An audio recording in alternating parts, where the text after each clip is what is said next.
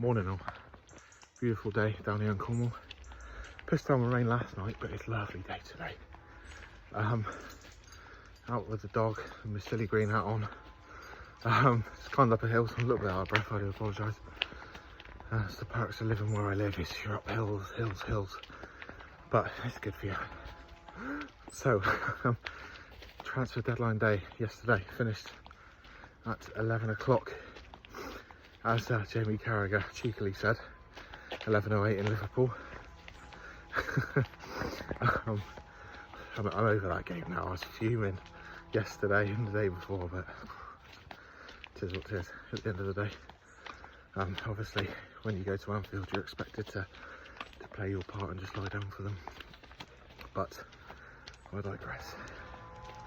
Transfer window's over, finally. Been an exciting and positive window for Newcastle fans. We had a bit in the middle where nothing was happening, but it's done now. Personally, I'm glad it's over because I'm sick of TalkSport banging on and on about who are Chelsea buying, who are United buying. Fucking change the record, man. But obviously Anthony, I think, signed for like 80 odd million yesterday. I don't think Ajax got any players left, do they? But anyway, I'm just going to talk briefly about the 4 players we've signed. If I got time, I'll look at a few. Excuse me. All right, Bruno. I didn't name the dog after Bruno Guimaraes, by the way. He's 8 years old or whatever. But if I had a new dog now, I would name him. If I didn't have this Bruno and I had a puppy, I would name it Bruno after Bruno. But anyway, I sound like a fool now. So yeah, look at the 4 players we brought in. Check my maths. 50. We're looking at 100 mil spent, aren't we? I think, roughly. So yeah, first one was tied up relatively early. Matt Target from Villa. Obviously had a very successful loan spell.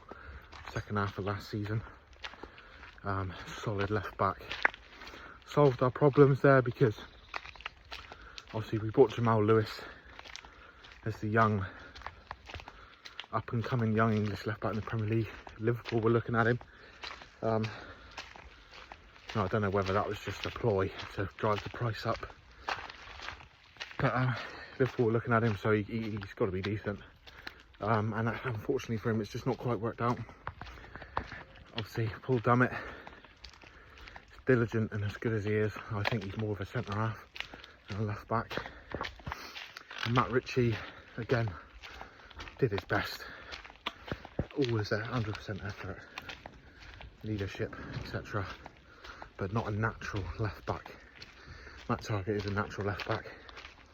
Wicked cross on him, good corner taker. But what I like most about him is he's a defender first and foremost. He does his defending well. Reminds me a little bit of Ashley Cole.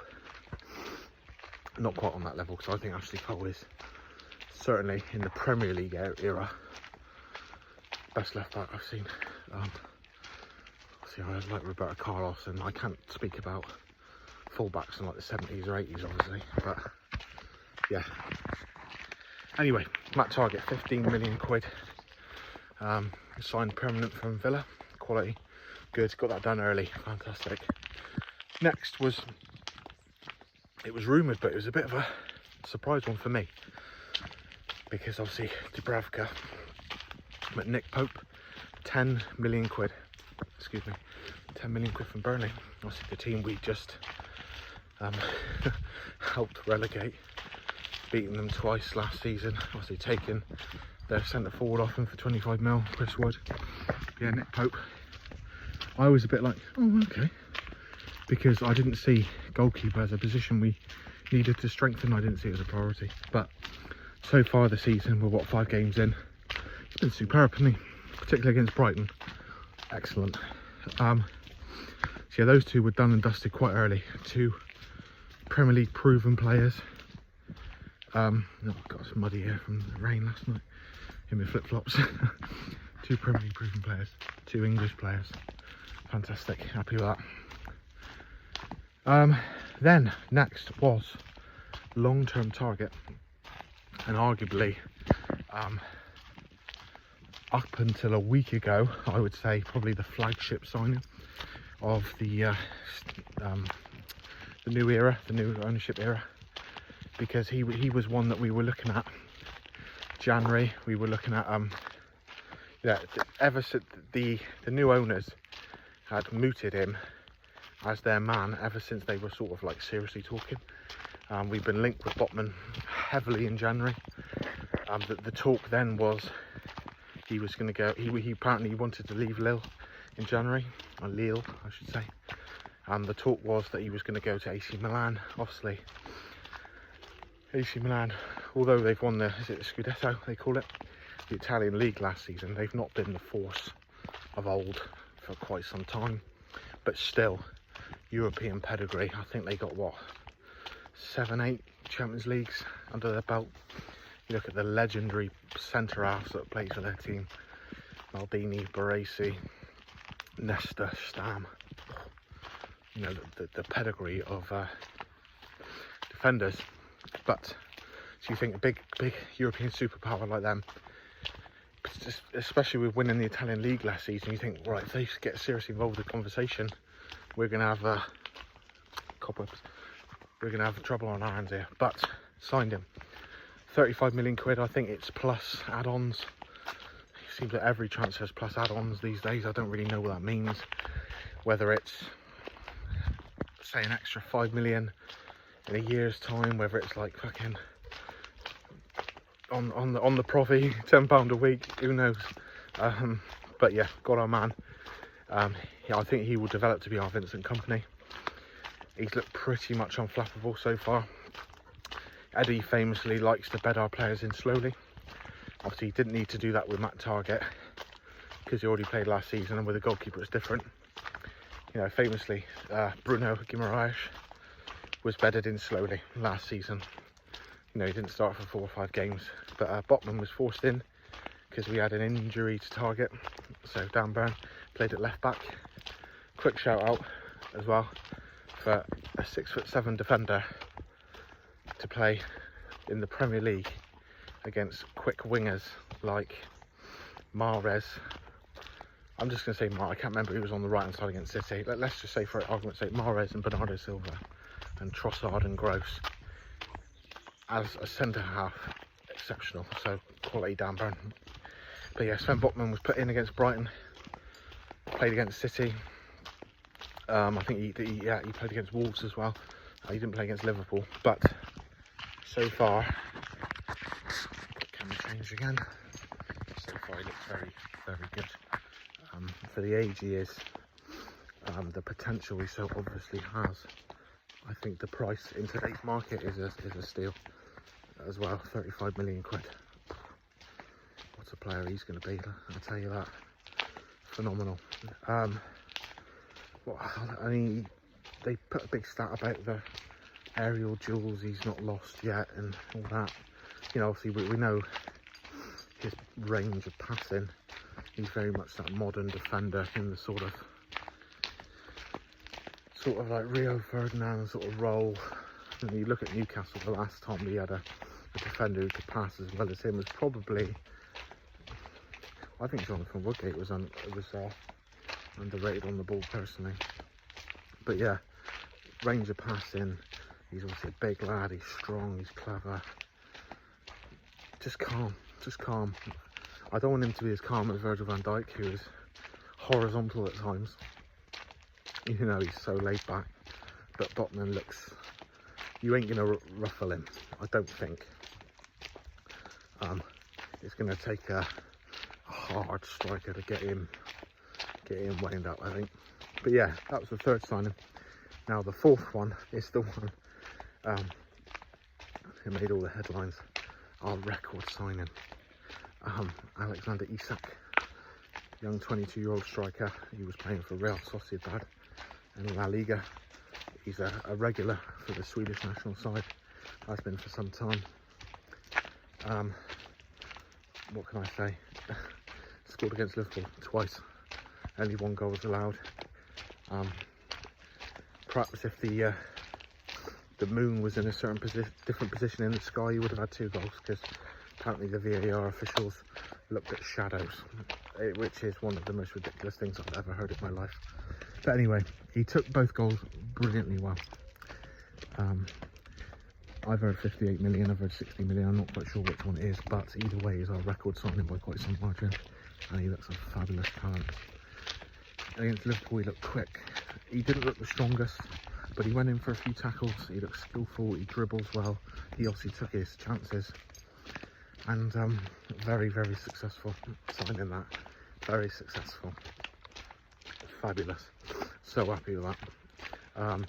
I imagine he will start against Palace on Saturday. Be interesting to see how he does. I will not be watching that game because I'm at my brother's wedding on Saturday, but I'll obviously be catching up on Sunday afternoon, more than likely. Yeah, so there are our 4 signings. Matt Targett, 15 million quid. Nick Pope, 10 million quid. That's 25. 35 for Sven Botman. Here's my maths, that's 60. So yeah, we're looking at 120 million quid, which is, when was the last time we spent I don't think we've ever spent 120 million quid in one transfer window. Come on, bro. No, we definitely haven't. But in terms of, like, if you take inflation into account, it's been some time since we've spent that amount of money when you look at inflation and sort of, you know, the equivalent. Just going to quickly talk about some players that have gone. I've seen Matty Longstaff's gone on loan to Colchester. Kel Watts has gone back out on loan. Sorry, I can't remember where. Who's the other guy? God, the Irish midfielder we got from Burnley. I can't remember his fucking name. It's embarrassing that. He's on loan, I believe, at Reading. But the notable ones I want to talk about is Federico Fernandez. Come on, bro. Federico Fernandez, who's joined Elche yesterday. Martin Dubravka, I've sort of already touched on that, but I'll mention him. And Isaac Hayden. Yeah, so we're looking at Federico Fernandez. This one's been coming, if I'm totally honest. It's been coming. It's no great surprise. He's not really been an Eddie Howe player, and considering we've signed 2 quality centre halves. Oh yeah, come on, buddy. Dogs love each other, don't they? Come on, buddy. We've signed 2 quality centre halves in the last 7-8 months. I think his days at the club are numbered. You know, you look at the centre halves that are about ahead of him in the pecking order. Jamal Lascelles, there's no in particular order. Jamal Lascelles, Sven Botman, Dan Burn, Fabian Schär. They're probably our 4 leaders, leading the centre halves. And then I put Dummett ahead of him. So he's been great, to be honest. He signed in the 80s, so he had 18, 19, 19, 20, 20, 21, 21, you know, 4 or 5 seasons with the club. So I think he's had some poor performances, but I think particularly in the Bruce era, he was our Bruno. Come on, he was our best defender probably overall, and I like him. I think he's very good. Obviously getting older, the pace is going, but wish him nothing but the best, really. A defender I'm glad that's left for his sake, because he ain't going to play, and he's only got a few years left, so I want him to go and play somewhere. Obviously a new challenge and all that malarkey. I'm pretty sure, bro, Elche are in La Liga. He might link up with his old clubmate Florian Lejeune. Yeah, all the best, Federico.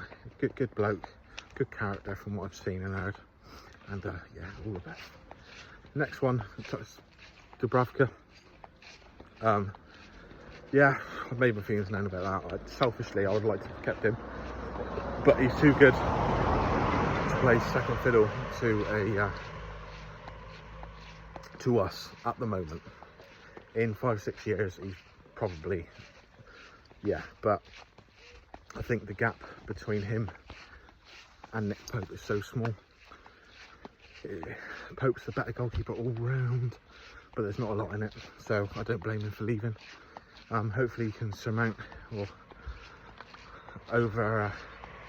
overcome and topple, overtake David De Gea and get some good game time. But he's going to have more opportunity to play because he's going to be playing probably deeper in the cups.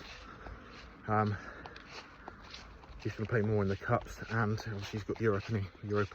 Did Man U make the Europa League? I can't fucking remember. They're in Europe one way or another, I'm sure of it. So yeah, he's going to play more. Come on, bro. Whereas for us, he's probably realistically FA Cup, FA Cup, and the other cup, Carabao Cup, or whatever it is. So yeah, good luck, Martin. All the best, pal. Hope you play well. Hope you get rid of De Gea, and have a good time at United. Just when you play against us, just drop a few balls. Yeah. Right, last one. Isaac Hayden. This one was coming. He wasn't included in the squad in the second half of last season, which writing's on the wall then, isn't it? If you look at our central midfield options, it's ironic because we're a little bit short there now. But, you know, Sean Longstaff, John Joe Shelby, Bruno, Joe Linton, Joe Willock. You know, there's no room. Sorry, Isaac. It's almost like we signed... He dropped down the pecking order so fast because when Eddie Howe came in, because John Joe Shelby's immediately improved.